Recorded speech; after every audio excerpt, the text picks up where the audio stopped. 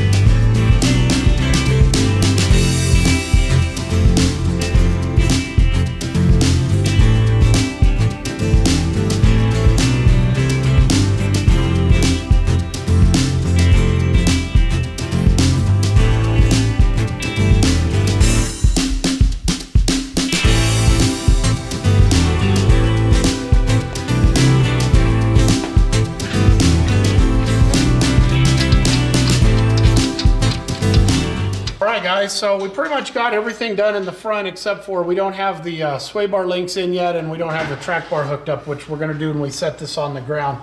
But really quick, I just wanted to show you. So this is the Metalcloak 2.5 with the Rocksport shocks, and you know everybody's always talking about articulation and all that.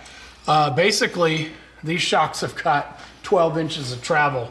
So that's pretty rad. These Rocksport shocks are pretty awesome. So we've got about 12 inches of travel, which is a lot for this JL. So one of the things that Metalcloak does is they send you these modular bump stops, and they're in 1 inch increments. With our 12 inches of shock travel, and basically, you know, you basically take the amount of travel, and then you want to measure from this flat pad right here, and then you want to ignore the foam bump stop, and you want to measure to the top of the cup, or the bottom of the cup right here. And so when you have this thing on a hard jounce, this little foam piece is going to collapse completely just about inside there. So basically what we need to do is we need to add 3.5 to 3 3/4 inch of bump stop in here in order to bump stop this correctly.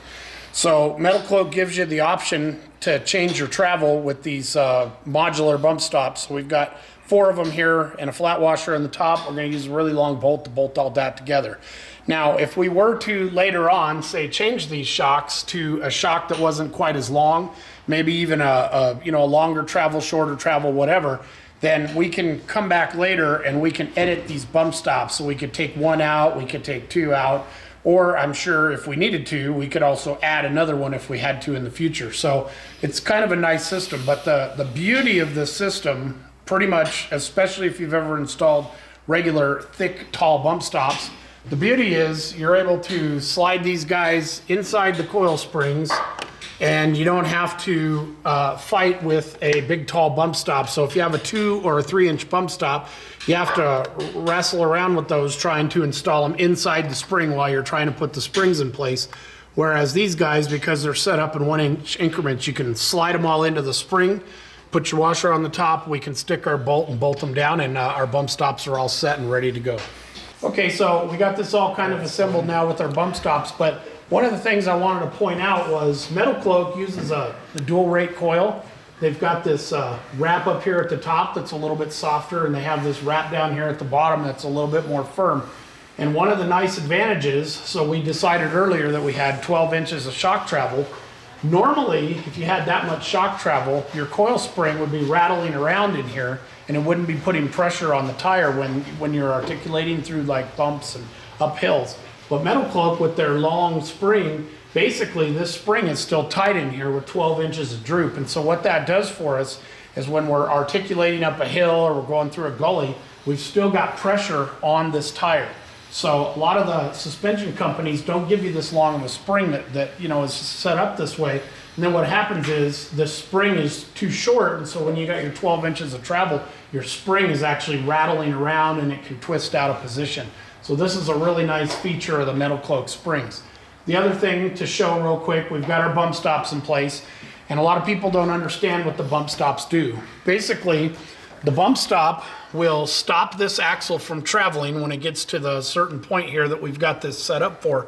And what that does is it stops this shock from traveling up. So if you did not have bump stops, two things could happen. One, you could actually bend or hurt the shocks.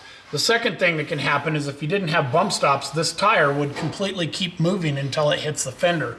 So the bump stops do a lot of things in the suspension, and this is integral into the design of the suspension.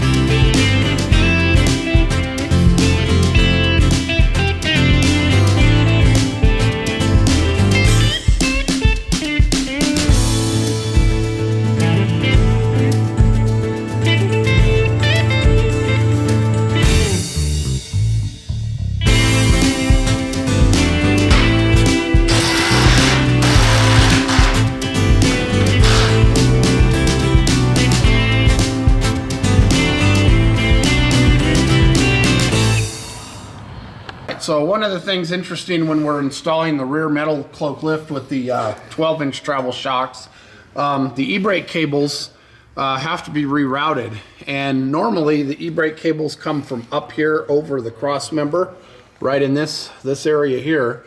And they're too, you can't, with this much travel, they pull too tight. So what we did is we rerouted the e-brake cables under this cross member right here to give us enough travel so you can hook the e-brake cables back up. The other thing that we did that was a little bit different than some of the other lifts is we actually flipped the sway bar over. So you have the stock rear sway bar, it actually gets turned over and then you get these little blocks added, and that just changes the shape of it so it all works with the lift. So in the rear we've got new sway bar links. We of course have the Rocksport shocks. We have Metalcloak's forged track bar, which this is a very nice track bar. I've been running this track bar, the JK version on my JK for a lot of years, and it holds up great along with the bushings. We also got upper and lower control arms as part of the kit, and basically everything just nice and tidy back here. And then of course we have our adjustable bump stops in the rear like we did the front. They're a little bit different shape, and we've got this all optimized for the wheel travel and the tire size. So this thing is ready to go. And then of course we have the coil springs with the dual rate with the tighter wind at the top here. And if you notice, this is 12 inches of travel at full droop, and your spring is still basically tight in here, which means at full droop it's still applying pressure versus a lot of lifts when they droop this far, this coil spring becomes loose and we have to retain this in. But this is still nice and snug, so there's no chance of losing these coils on the trail when you're articulating.